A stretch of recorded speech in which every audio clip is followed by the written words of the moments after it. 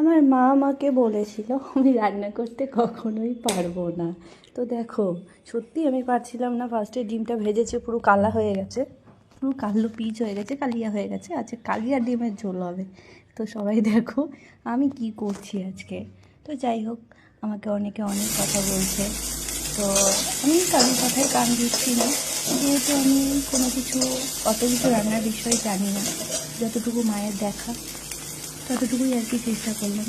তো কী হয়েছে, ভাত রান্না করতে করতে শিখতে ঠিক একদিন আমি পারবো।